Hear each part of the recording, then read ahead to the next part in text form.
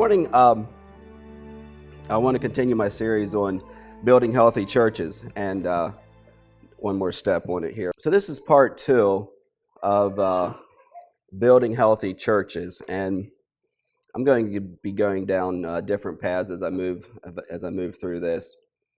But the path I chose this morning is, the title is The Revolutionary Model of Leadership.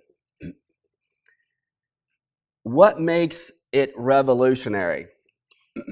Not only is it the call of qualifications of character, but I think it's also the compelling imagery that comes with it. There's so much to learn from this model of what I call the revolutionary model of leadership. I'm going to start with this verse. It says, "But Jesus called them to him and said, 'You know that the rulers of the Gentiles lord it over them, and their great ones exercise authority over them.'" This is what I call the Gentile model, to lord over and exercise authority over. So what comes to your mind when you think about that?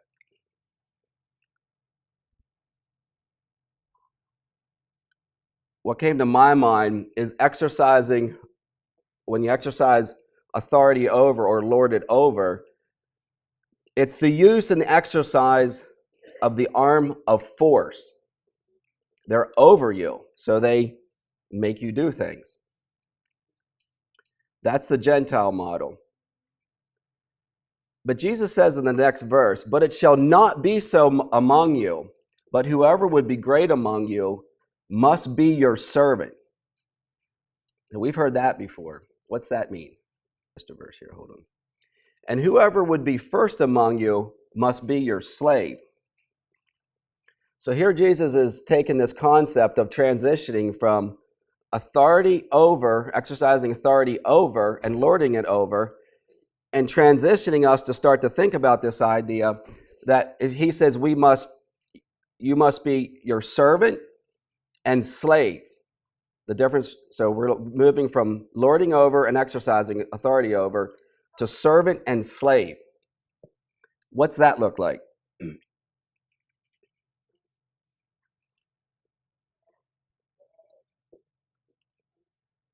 "And even as the Son of Man came not to be served, but to serve, and to give his life as a ransom for many." So here we have the standard of what it means to serve, okay? This is Christ, and he said I look at this as a standard. What is the standard of service? It's to give your life. Okay? I mean, I'm not sure how you can get a higher standard than that. It's not one shift from just serving and service, but I think it's a second level. It's another shift. It's moving from serve to serving. That is the willingness to give your life under the model of serving. What is the model of serving look like or translate into? The revolutionary model of leadership. He says, "I am the good shepherd. The good shepherd lays down his life for his sheep." So here we have this imagery of shepherding being introduced into this model of leadership. He says, "I'm the good shepherd. I'm the standard, giving my life. The good shepherd lays down his life for his sheep." The model of shepherding is what I want you to think about.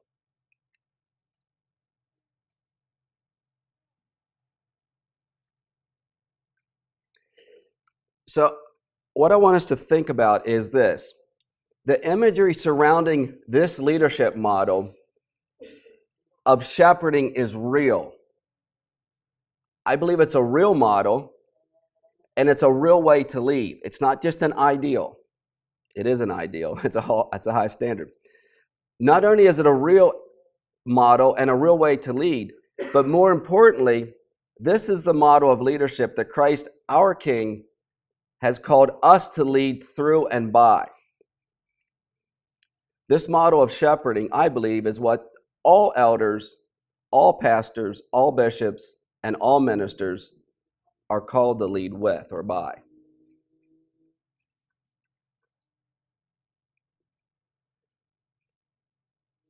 So let's move to another verse. In Peter, and this is Peter's exhortation, he says, I exhort the elders among you. Here's this word again, shepherd. Another word you'll see interchangeable is shepherd and feed. It's an interchangeable word. Shepherd God's flock among you, not overseeing out of constraint or compulsion, but freely. Think about these comparisons here. According to God's will, not for money, but eagerly, not lording it over those entrusted to you, but being examples to the flock. Here's this standard again. But when the chief shepherd appears, you will receive the unfading crown of glory. So we're going to be judged by this standard, by this model of shepherding. So Peter is teaching and exhorting us in this model of shepherding on how not to act and to act. So let's look at some actions. Let's look at the first one. Not overseeing out of constraint or compulsion. I don't know if you ever stopped and thought about what does that mean? What's an example of that? So let's look at these two words and try to understand it in its context. So constraint or compulsion. When I read the definition of these words, okay, so there's a whole bunch of definitions, as all words are. Constraint is this idea. Stiffness of manner in relations between people. Now, you know what came to my mind the second I read that? Have you ever saw a dog that meets another dog and he gets all stiff-legged? And when he's in restraint, he can't relax. That's the imagery I get when I think of someone who is, he tells us not to oversee out of constraint. He's stiff-legged, he's not relaxed, he's all sensitive and insecure. Now, compulsion has this idea of forcing or being forced to do something. So what came to mind in that definition is, I don't know how many of you are parents here, but have you ever told your child that he's supposed to go apologize to somebody? Now, he's compelled to do it, right? But there's no freedom in it. He walks out, his head down, and he apologizes. So the two pictures here, this of being constrained, you're not free, you're all sensitive, you're all insecure, and you're compelled to do something. You're asked to do something that you don't really want to do. Okay? That's the picture that's surrounding this thing. The opposite that Peter calls us to, it says, but we're to do it freely. What's the opposite? Another idea is when you if you ever run a business, sometimes you have to ask somebody when they're going to pay you. You know, have you ever had to go pay somebody after someone called you? You kind of have this idea of you're paying under compulsion. I don't know, maybe taxes come under that. Okay. So the idea is, if you try to lead inside either one of these frameworks or attitudes, do you think you'll be effective? Does that look like shepherding to you? Or does that look like exercising authority over or lording over? You know, I see leaders performing in this way, and then they wonder why they're ineffective. Is it hard to see? I don't think it's hard to see. But when we think about freely, we are to walk and talk among one another as a shepherd does his sheep. Here's this imagery coming back to us that Jesus teaches about. We would be able to talk without constraint, speak without compulsion, move freely as a shepherd, according to God's will. This is God's will, that we learn to communicate and shepherd in this way. I think that's beautiful. Like when you just stop and think about what is said. It's very beautiful and very powerful. Let's look at the next one. Not for money, but eagerly. Now, this one I went around a little bit. My instinct isn't like, these other ones I could be, tempted, all right? The culture I grew up in, I literally have zero temptation to do things for money. It's just not a part of my culture to lead or to be a father or to be a leader somewhere for money. Like I don't have any impact on it. I don't know if any of you do, but this one I found it harder to relate to. But I had some thoughts on it. So I tried to wrap my head around this problem or this idea and put myself in it. And like I said, I don't necessarily find myself experiencing this temptation, but I have seen it happen in other Christian environments and circles, and I've often wondered about it. But this is what I thought about. Obviously, if you're doing it for money, I think you're going to lack eagerness, right? You're going to lack the ability to move forward in an effective way. But this temptation, I think, comes when elders are being paid for full-time discipling. And this is what I want us to all think about. So sometimes I've heard people scoff at paying our elders. I won't ask if you've ever heard that. So we say here in our culture, we don't pay our elders. Therefore, we don't have this problem. Kind of true. But the question I want to ask is, what have we traded for it? And think about this. Without paid elders, we have suffered terribly in our churches from lack of discipleship. Because we're working, we're providing for our families, we don't have full time. Another reason for plural leadership. I put that plug in there. Which I think directly, when we lack discipleship in our churches, I think that directly leads to a lack of maturity among our people. I think there's a direct connection. I think it's very easy to become high-minded because you conquered in one area, because you've eliminated one problem, but another one surfaces. So let's have the humility to recognize the temptation that lays in everything that we do. Rather than taking the approach, let's just avoid it. Let's understand its complexities. If we're not going to do something, what are we going to trade? We will trade it for something. Let's understand that. It might be better to go back to paid elders and then understand what we're working with. You follow what I'm saying? I'm not saying we should. I'm just saying let's think about these things.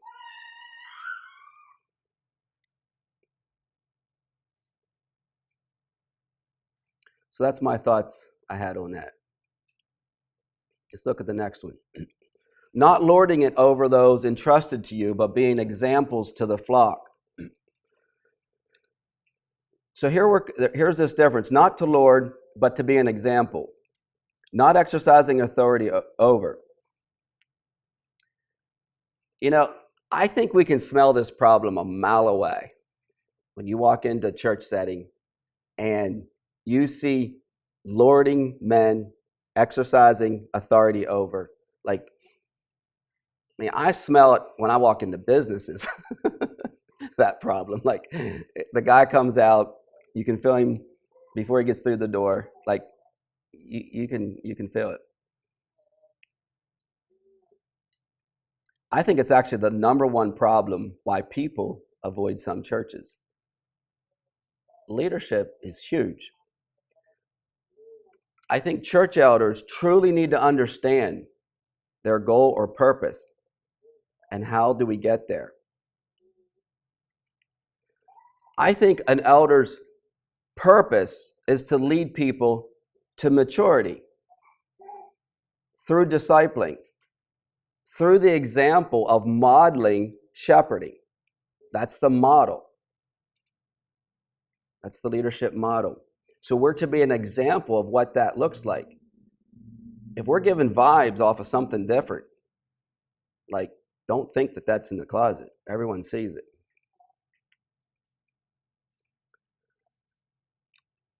Here's another verse. It says, be on guard for yourselves and for all the flock that the Holy... Hold on here. Yeah. Be on guard for yourselves and for all the flock that the Holy Spirit has appointed you overseers to feed or shepherd, there's that word, the church of God, which he purchased with his own blood, Acts 20:28. So he calls us to be on guard. So let's look at shepherding and ask the question, what is the purpose or goal of shepherding? What's that example to look like? Let's look at 1 Corinthians 14:20. It says, brothers, do not be children in your thinking, but infants in evil, but in your thinking be mature. What's our goal? What's our purpose?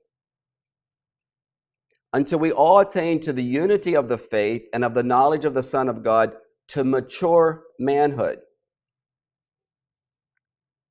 to the measure of the stature of the fullness of Christ.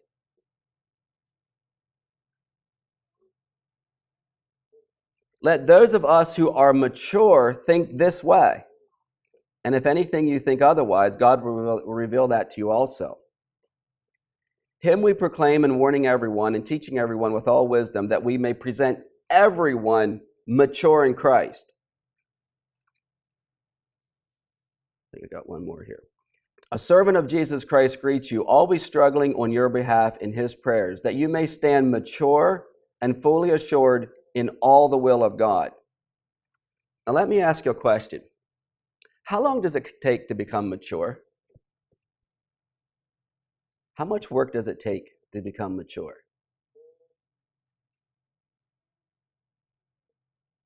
What about your own character? Think about your own character.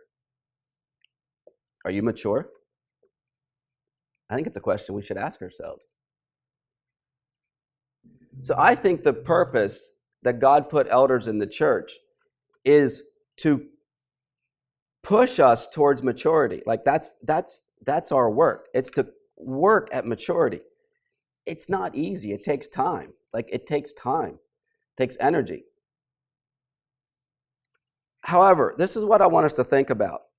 I think it's easy to get sidetracked with evangelism and outreach and all these other things, and I call them secondary things. I think our primary focus needs to be character development and maturity among us. And this is why. The purpose of healthy, mature sheep is to produce full-grown sheep. For what purpose? To reproduce. It's to reproduce. Without maturity, you're not going to reproduce well. It's going to be, all out of sync, all at the wrong time, inconsistent, turning people away, offending people, all those things. Immaturity creates just massive amounts of inconsistency and problems. Our goal as a body is to work that we become mature. That's our primary goal. Out of that is when evangelism and outreach takes place. But we're working constantly among ourselves. The goal is maturity. And I personally feel that is the work of elders. That's where their energy should go. And then evangelism and everything else comes out of that. But that's the goal.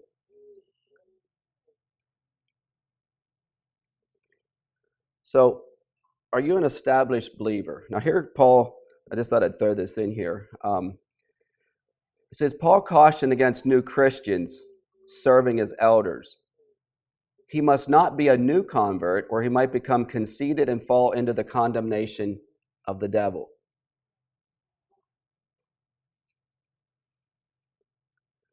Sometimes newly saved Christians amaze us at their spiritual enthusiasm, rapid transformation, and fearless evangelism. But Paul calls us to be slow to put that energetic new Christian into eldership quickly.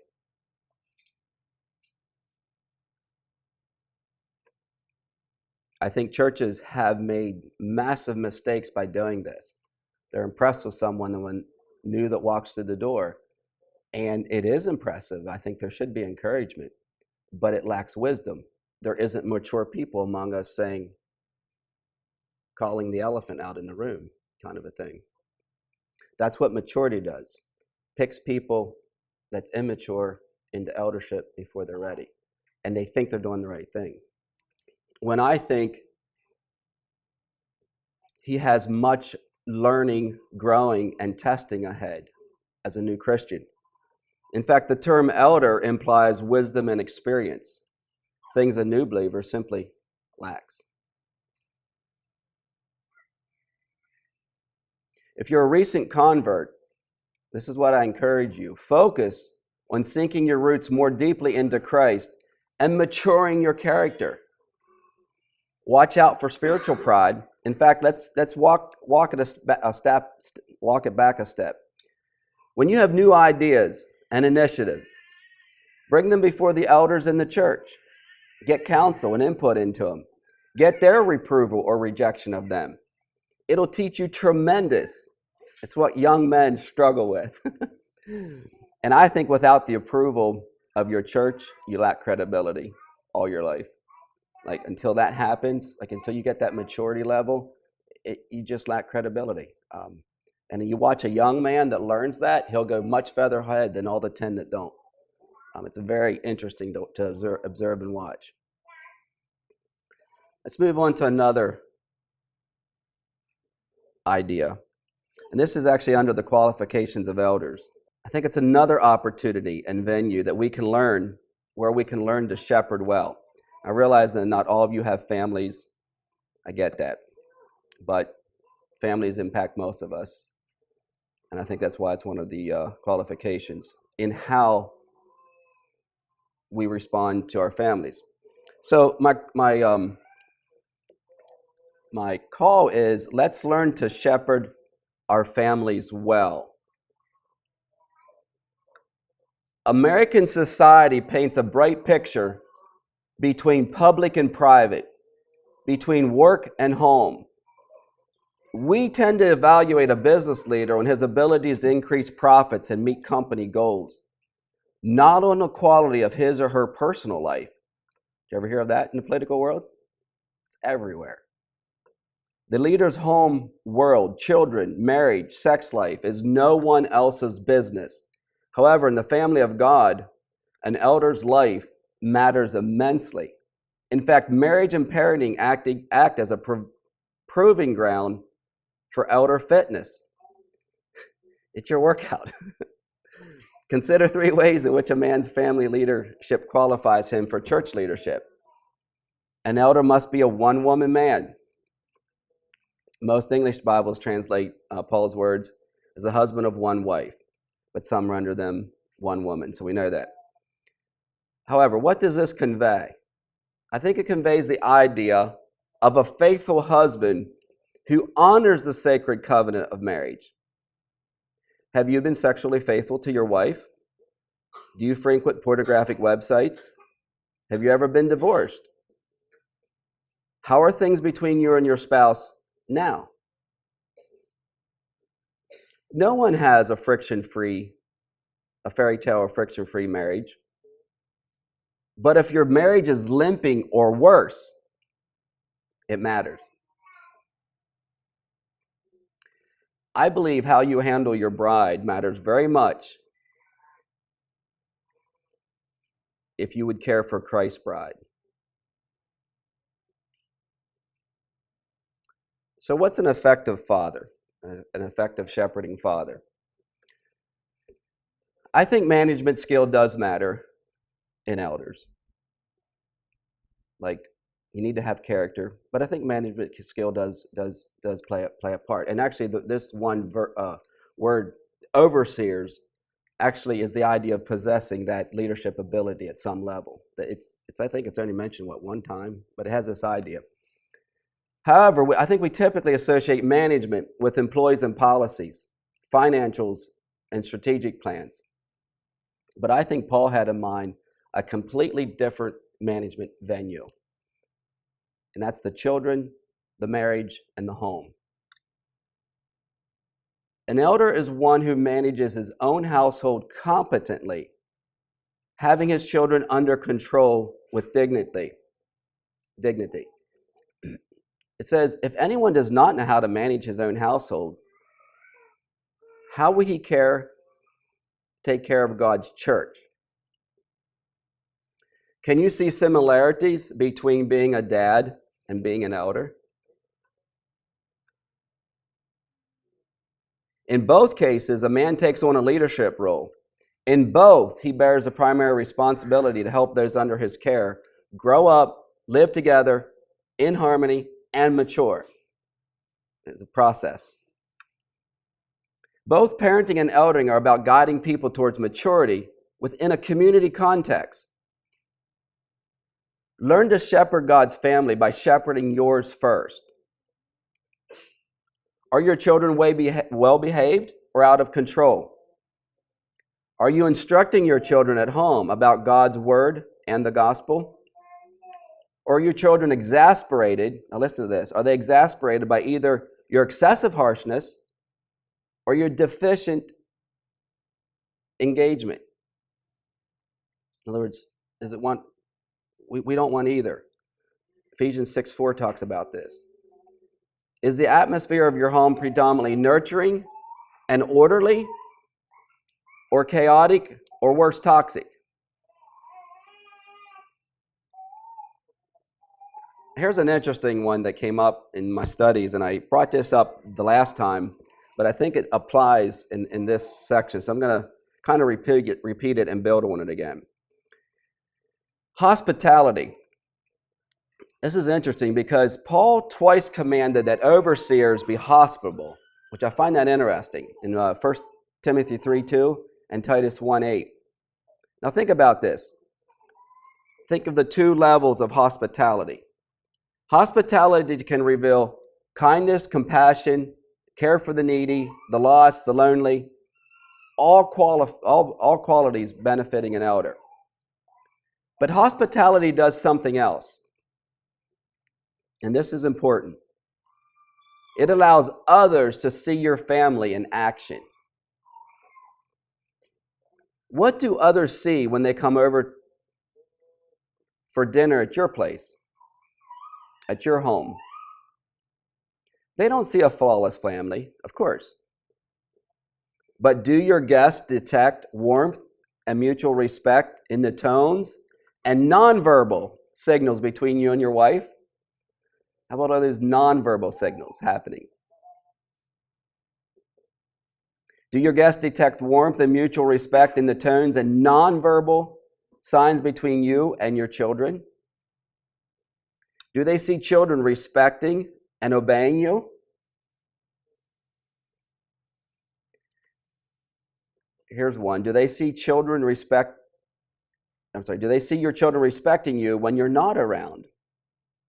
Takes it to another level. How do you respond when your children disobey? I always find that interesting.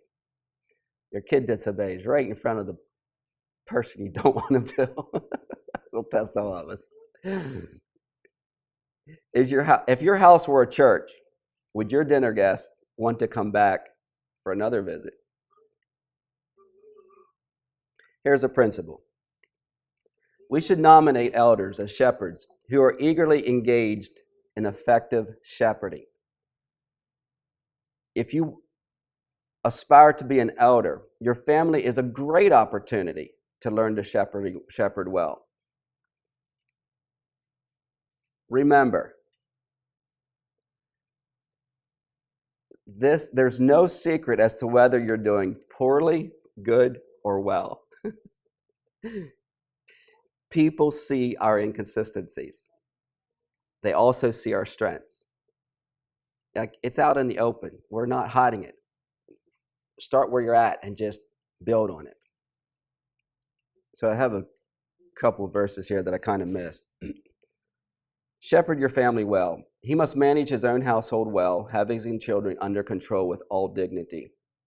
For if someone does not know how to manage his own household, how will he care for God's church? So I'm going to circle back to this thought when it comes to a father learning to shepherd his family. And I want to bring this whole idea back up again of constraint and compulsion, but freely. And I think parents, fathers in particular, have this temptation. And I think of the fathers can fall into this thing of training their children through constraint and compulsion. They're not free about it. And all I can say is when I see some fathers, I think of the dog. They're all prickly and they don't know how to relate to their sons and they get all weird and their children. It's a great opportunity to get through that, change that in yourself, and not to be constrained or in constraint or compulsion, but learn to be a father and a shepherd freely. I think it'll make your effectiveness to your brothers, to your sisters, to those you evangelize with, like you'll open up doorways of opportunity.